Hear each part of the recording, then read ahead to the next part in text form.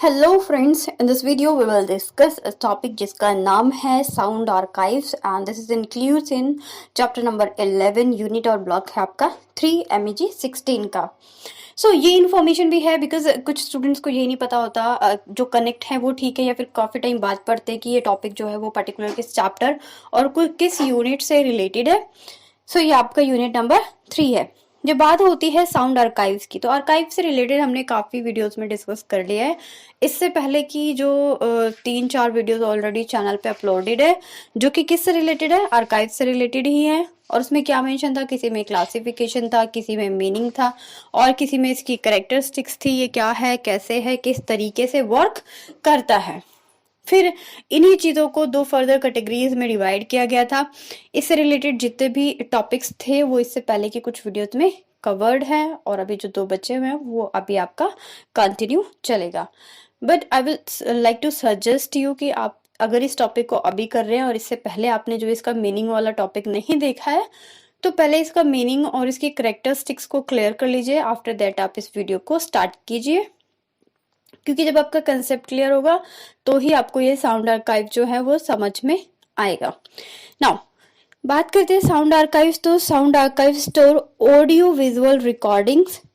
Audio visual recordings मतलब वो recordings जिनको आप सुन सकते हैं, जिनको आप देख सकते हैं, जैसे कि वीडियो की फॉर्म में या फिर ऑडियो की फॉर्म में, for the purpose of both preservation and use. अच्छा, ये बहुत इंपॉर्टेंट हो जाता है कि why we are storing any recording, any audio, any visual. क्यों करते हैं? We have a purpose, objective होता है हमारे पास, और यूज के लिए we store something for future use. Like घर में भी आप देखते होंगे कभी कभी हम किसी चीज को स्टोर करना शुरू कर देते हैं। लाइक पेंडेमिक में क्या हुआ था, कोरोना पेंडेमिक में लोगों ने फूड को स्टोर करना शुरू कर दिया था एक टाइम पे, जब सेकेंड वेव नहीं आई थी, फर्स्ट वेव के टाइम पे। तो क्या हुआ था, लोग डर गए थे कि पता नहीं फूड मिलेगा कि नहीं मिलेगा बाद में, ये जो, तो उन्होंने प्रिजर्व करना शुरू कर दिया था। क्यों किया था? अब आप इसको इसी साउंड जो आपका आर्काइव है उसके साथ रिकॉर्ड कर लीजिए, रिलेट कर लीजिए। कैसे लोगों ने फूड स्टोर किया, ताकि वो जब उनको फूड नहीं मिलेगा तो वो उसका यूज कर लेंगे, राइट। तो उसी तरीके से जो साउंड आर्काइव्स है उनको स्टोर किया जाता है विद मोटिव ऑफ, किसकी वजह से, purpose and use. The sound archives have been influencing our day-to-day life through audiovisual media with radio and television. क्योंकि बहुत अच्छा एग्जाम्पल, लाइक रेडियो में आपको क्या होता है, वो एक ऑडियो मीन है, मतलब आप उसे सिर्फ सुनते हैं, एंड टेलीविजन में आपको दोनों चीजें होती है, you are able to see the picture और एनीबडी एल्स, और इसी के अंदर आपको जो साउंड है वो भी साइड बाय साइड सुनाई देती है। There are different types of sound archives which are often developed with departments of libraries and for audio-visual collections. And these are some archives which develop inside institutes responsible for general collection, frequently of national and regional character, and they are not connected to any specialized field. So these are the division or the different kind of sound archives. Nextly है कि जो sound archives है उनको कुछ categories में divide किया गया है। आप उनके टाइप्स भी बोल सकते हैं, ज़रूरी नहीं है कि आप उनको कैटेगरी ही बोले या कैटेगरी ही कंसिडर करें, यू कैन से टाइप्स, क्योंकि होता है ना, एक ही क्वेश्चन को अलग अलग तरीके से भी बोल सकता है, तो इस तरीके से।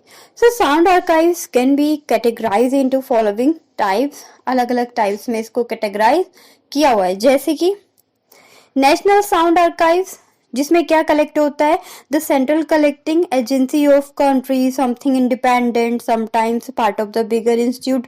जैसे कि आपको नाम मिल गया नेशनल साउंड आर्काइव्स, मतलब जो देश का साउंड आर्काइव है उसमें क्या होगा, ऑफकोर्स की बात है, नेशन से रिलेटेड चीजें उसके अंदर कलेक्ट होंगी। ये बहुत एक जनरल सा सब्जेक्ट है MEG 16। इसमें आपकी अंडरस्टैंडिंग मैटर करती है, लाइक इन मैथमेटिक्स होता है ना, मैथमेटिक्स में आपने कुछ समझ लिया, उसके बाद उसकी न्यूमेरिकल वैल्यू चेंज होकर पेपर में आएगी और आपको तो पता है, फॉर्मूला याद है आपको, तो आप उसको पुट कर देंगे। यहाँ पे अंडरस्टैंडिंग मेंटेन होना ज़रूरी है। बस आप इस वीडियो को 2 बार सुन लीजिएगा, आपके दिमाग में अपने आप ही चीज़ें आने लग जाएंगी। नेक्स्ट है ग्रामोफोन रिकॉर्ड लाइब्रेरीज। और ये ग्रामोफोन रिकॉर्ड लाइब्रेरीज किस लिए होती है? क्योंकि इसके अंदर क्या होता है, जितना भी म्यूजिक होता है, जितना भी ऑडियो से रिलेटेड चीज होती है, वो इसके अंदर रखी जाती है। नॉर्मली जब लाइब्रेरी वर्ड आता है तो हमारा दिमाग कहाँ स्ट्राइक करता है कि जहाँ पे बंच ऑफ बुक्स होंगी वही हमारा क्या है, लाइब्रेरी है। बट यहाँ पे ग्रामोफोन लाइब्रेरी की बात की गई है, जहाँ पे क्या है, आपकी जो रिकॉर्डिंग्स होती है, जो आपका ऑडियो है, वो यहाँ पे रखा जाता है प्रिजर्व करके। Archive of radio and television stations. Next है sound department in scientific research institute. Sound department, अब जैसे कि जितना भी साउंड डिपार्टमेंट वर्ड यूज हो रहा है, this is totally related to your audio. Next point is central location for sound recording, media in schools and adult education, कि इन सारी जगहों पर भी इनका यूज किया जाता है। अगर बिल्कुल अब शॉर्ट में बात करें कि जो ये ग्रामोफोन है, जैसे बहुत सारे लोगों को ग्रामोफोन के बारे में नहीं पता होगा, जो अभी हमने इससे पहले एक छोटे से टॉपिक में डिस्कस किया। So I would like to explain a little bit regarding gramophone.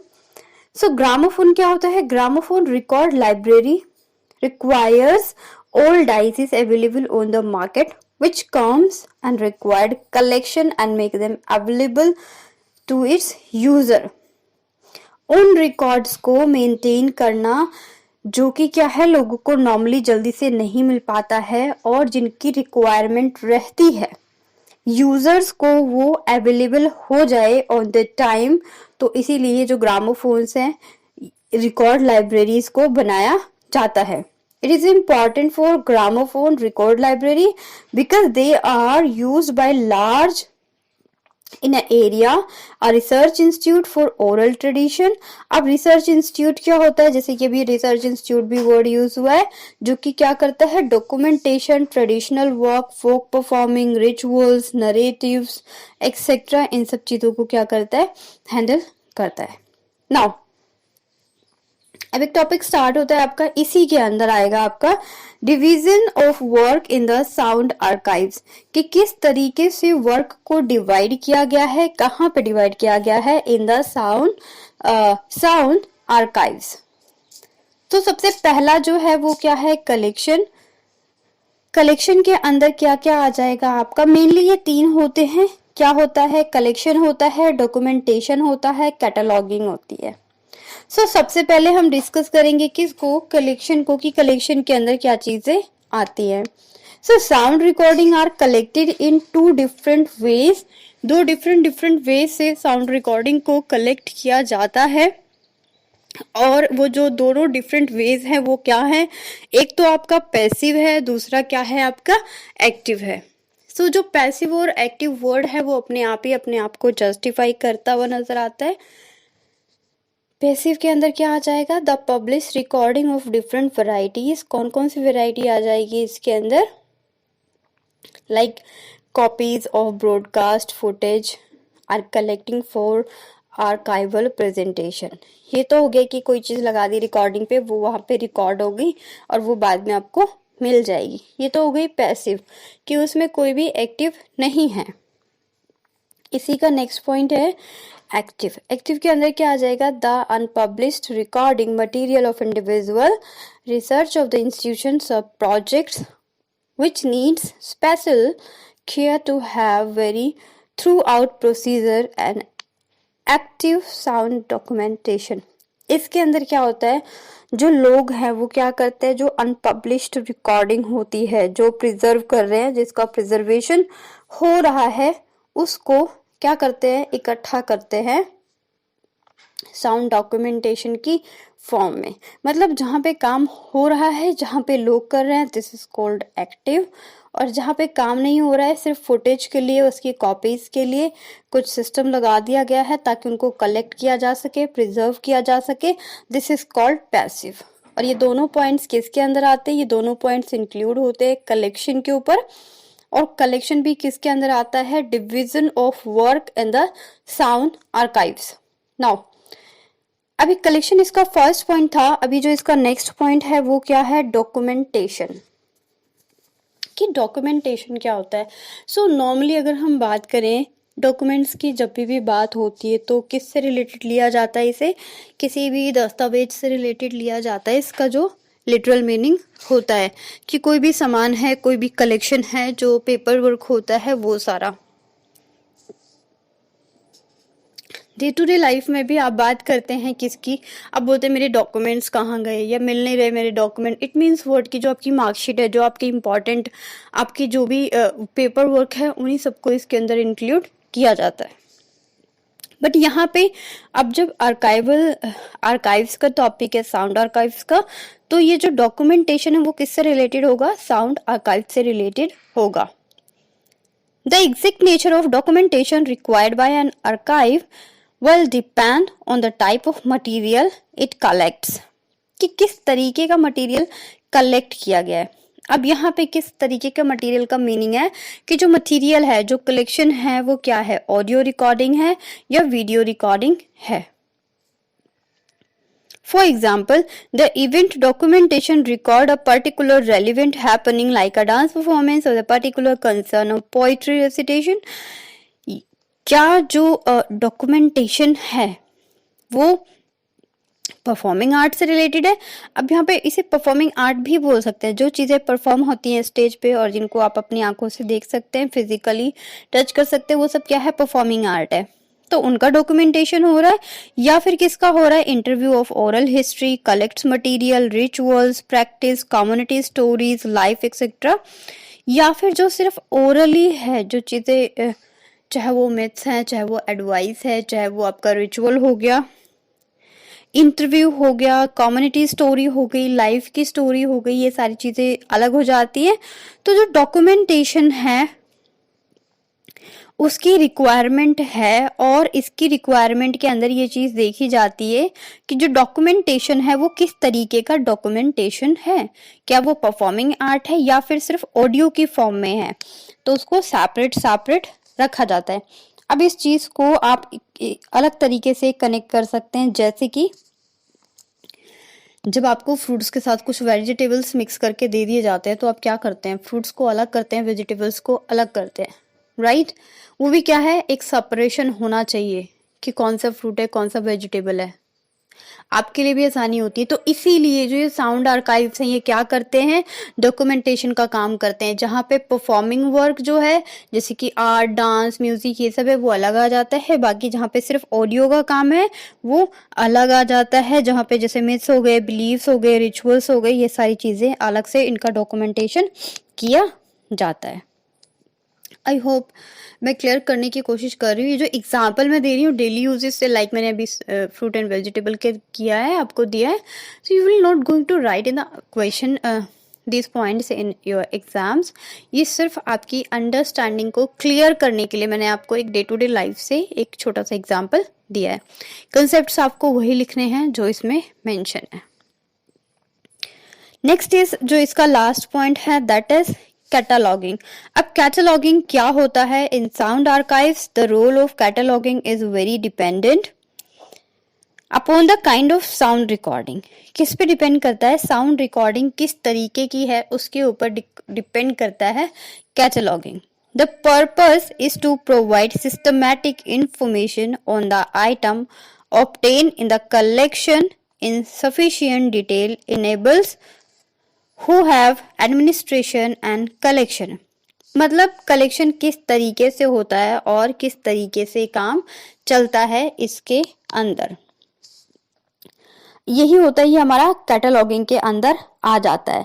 इसका जो मेन पर्पस होता है वो क्या होता है? To provide systematic information. Cataloguing का सबसे इंपॉर्टेंट काम होता है टू प्रोवाइड सिस्टमैटिक इंफॉर्मेशन, कि जितनी भी इंपॉर्टेंट इंफॉर्मेशन है, जिनका डॉक्यूमेंटेशन हो चुका है, जिनको प्रिजर्व किया जा चुका है, कलेक्शन में उनको कैटेगराइज किया जा चुका है, अब उनको क्या करना है? सिस्टमैटिक तरीके से उनको अरेंज करना है। This is the main work of cataloguing. अब जो इसके एम्स हैं उसके अंदर एक बात और आ जाती है, the aim of any sound archive is to indefinite future। The aim of any sound archive is to preserve its collection into indefinite future, कि उनको अपने फ्यूचर के लिए मेनली उसको प्रिजर्व करना है, उसको कलेक्ट करना है। And most of the preservation work requires, किस चीज़ की रिक्वायरमेंट होती है? Technical expertise and expensive equipment की ज़रूरत भी इसके अंदर होती है। But certain principle require nothing more than common sense. और कभी कभी अगर कोई भी मटेरियल ना हो, लाइक कोई टेक्निकल एक्सपर्ट ना हो और एक्सपेंसिव इक्विपमेंट भी ना हो, तब भी क्या होता है, ये जो आर्काइव्स हैं, जो साउंड आर्काइव्स हैं, वो बहुत प्रॉपरली वर्क कर लेते हैं। किसकी वजह से? Because of their common sense. क्योंकि किसी भी काम को करते करते एक टाइम लेवल पे एक जो उनका इंटेलेक्चुअल लेवल है वो क्या हो जाता है, इस लेवल पे पहुंच जाता है कि उसको कंप्लीटली वो देख सकते हैं। सो ये जो टॉपिक था आपका साउंड आर्काइव, ये खत्म हो जाता है यहीं पे। इसके अंदर हमने इसको क्लासिफिकेशन भी देख लिया है और ये किस तरीके से काम करता है उसके बारे में भी समझ लिया है। And the division of work in the sound archives, की साउंड आर्काइव्स में किस तरीके से वर्क होता है, जैसे कि कलेक्शन के पॉइंट्स हमने डिस्कस किए, डॉक्यूमेंटेशन का पॉइंट डिस्कस किया और कैटलॉगिंग का पॉइंट भी हमने इसके अंदर डिस्कस कर लिया। सो ये टॉपिक यहीं पे खत्म होता है और अभी इसको कवर कर लीजिए। नेक्स्ट वीडियो भी इसी टॉपिक से रिलेटेड होगी, आपका चैप्टर नंबर 11 से रिलेटेड होगा। नोट्स बना सकते हैं आप इसको, बट मेजर इसमें यह है कि अंडरस्टैंडिंग वाला टॉपिक है, तो आप एक दो बार सुन लेंगे तो हो जाएगा। So don't forget to like and share. अगर आप नए हैं, आज फर्स्ट टाइम आपने चैनल पे विजिट किया है, सो आप इस चैनल को सब्सक्राइब कर लीजिए फॉर योर एजुकेशनल बेनिफिट। इस पे आपको MEG 1 to 16 मिल जाएगा।